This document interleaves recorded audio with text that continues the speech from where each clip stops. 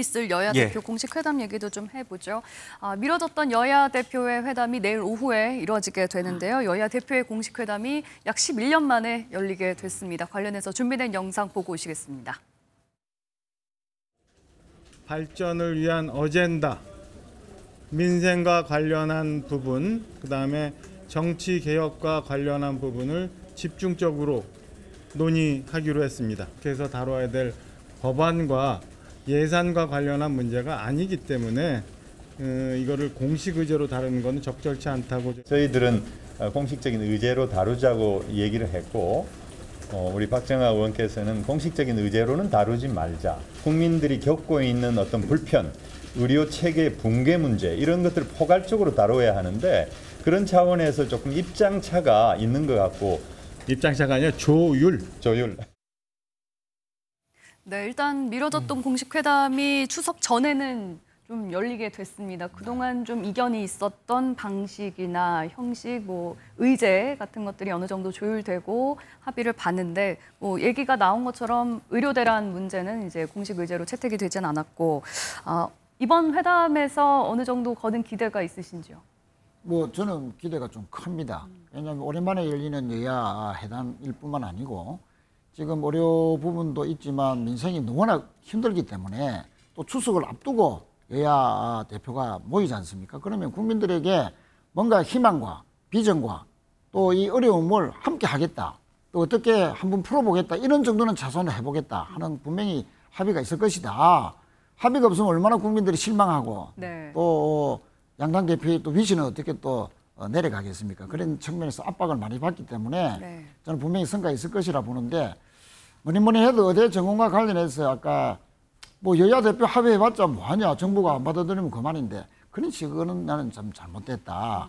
왜냐하면 지금 7개월째 계속되는 정부와 의사 간의 그런 갈등이 정부한테 맡겨놓으니까 안 되잖아요. 그러니까 여야 대표들이 모여서 어떤 건설적인 안을 내면 저희 당이 꼭 한동훈 대표 안을 찬성하는 게 아닙니다. 그런 식으로 유연하게 정부가 입장을 가지라는 측면에서 비슷한 맥락이라는 거죠. 그래서 그런 연장선상에서 안이 나오면 용산이 받아들여야 된다. 그리고 용산이 어느 정도 숨을 쉴 수 있는 공간을 열어주면서 여야 대표가 좀 지혜롭게 합의하는 것도 필요하다.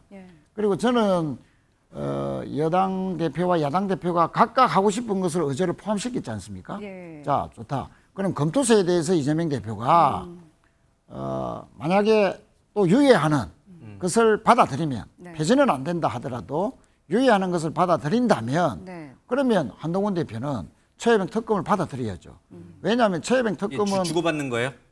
주고받는다기보다는 서로가 또 원하는 것이 있으니까. 그러면 한동훈 대표는 그 최혜병 특검이 공공연하게 제1호 공약이었습니다. 최근까지도 하겠다는 의지를 밝혔거든요. 아무리 용산과의 관계에서 좀 껄끄럽고 좀 그런 정치적으로 난처하다 하더라도 대국민 약속이고 또 국민들의 압도적으로 지지하는 만큼 그 최혜병 특검만큼은 국민들을 보고 선택해 주기를 바란다. 그런 측면에서 아마 한동훈 대표도 내심 그런 부분을 바라지 않겠는가. 그리고 전국민 지원금은 전체 국민들에게 25만 원씩은 못 한다 하더라도 선별 지원이라도 촘촘하게 그리고 좀 넓게 두텁게 하는 원칙에서 꼭 좀 뭔가 성과가 나오기를 바란다. 90분이라는 시간이 생각보다 짧잖아요. 저희 방송 시간도 80분인데 지금 한참을 의료 대란 얘기를 했었는데, 여러 가지 지금 의제들을 다루겠다 이렇게 조율은 했습니다만 어느 정도 합의를 이룰 수 있는 접점이 있을지, 그나마 의료 대란 부분에서는 좀 합의가 되지 않겠느냐 했지만 그건 의미가 없다고. 의료 대란 문제는 이제 양 대표께서 심각성 공유하시고 아마 저는 의사분들을 향한 메시지가 나올 수도 있다. 또 그렇게 해야 되는 거고요. 물론 정부에 대한 메시지 나올 수 있고 동시에 의사들을 향한 복귀해달라는 메시지, 우리가 노력할 테니까 이 정도 메시지는 나올 수 있다라고 보고요. 또 하나 이제 각 당의 정책위 의장이 들어가잖아요. 그러니까 정책위 의장이라는 거는 여당의 입장에서 보면 이게 고위 당정회의의 간사 역할을 하거든요. 그러니까 한동훈 대표가 여당 대통령실하고의 어떤 조율을 안 한다 하더라도 정책위 의장의 중간에서 역할을 할 거예요. 그다음에 야당의 경우에도 금투세 관련돼서 진성준 의장은 반대하고 있지만 이재명 대표는 또 유연한 입장을 취하고 계시거든요. 여기도 아마 현장에서 조율이 될 겁니다.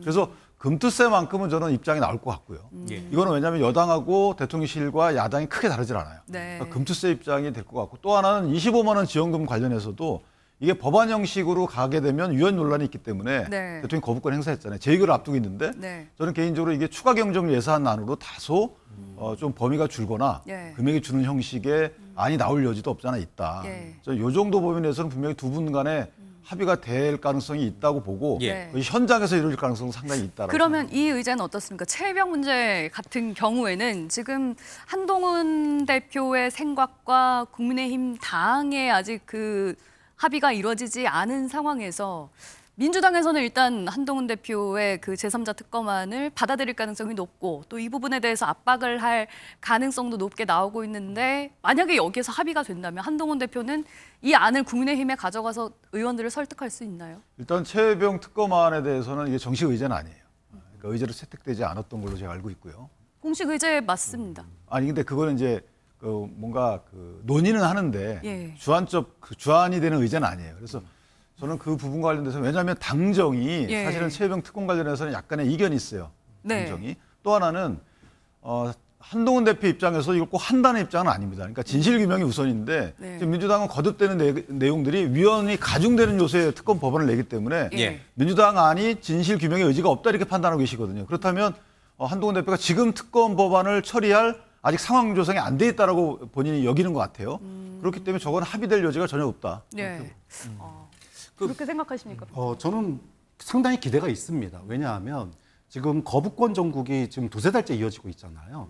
정기국회가 이제 내일 모레 시작인데 뭔가 변화가 필요하다. 그리고 꽉 막힌 정국의 어떤 국민들에게 희망을 줘야 된다. 이 부분에 대해서 여야 대표가 굉장히 큰 의혹을 가지고 있는 것 같아요. 예. 좀 그런 점에서 여기에 최상병 특검 이 3자 추천안에 대해서 예. 뭐 민주당이 발의하겠다라는 얘기까지 나오고 있잖아요. 예. 만약에 민주당이 발의하고 한 대표가 여기에 대해서 긍정적인 지원 의사를 밝힌다면 네. 뭐 금투세라든지 다른 여타의 것들이 굉장히 쉽게 풀릴 가능성이 있다. 그러면 월요일자 헤드라인이 바뀝니다. 대통령 패싱 얘기가 나올 수도 있어요. 그런 점에서 러프하지만 예. 굉장히 굵직한 합의가 나올 가능성도 있다. 거기서의 핵심은 제3자 추천 특검에 대한 한 대표의 입장이라고 봅니다. 알겠습니다. 이게 서로 이제 생각하는 바가 좀 다르긴 한데 동상이몽식이긴 한데 그래도 뭐 말씀하신 대로 민생과 관련된 뭐 금투세라든지 또 25만 원이라든지 이런 부분에서만이라도 좀 여야가 합의를 좀 도출해냈으면 좋겠습니다.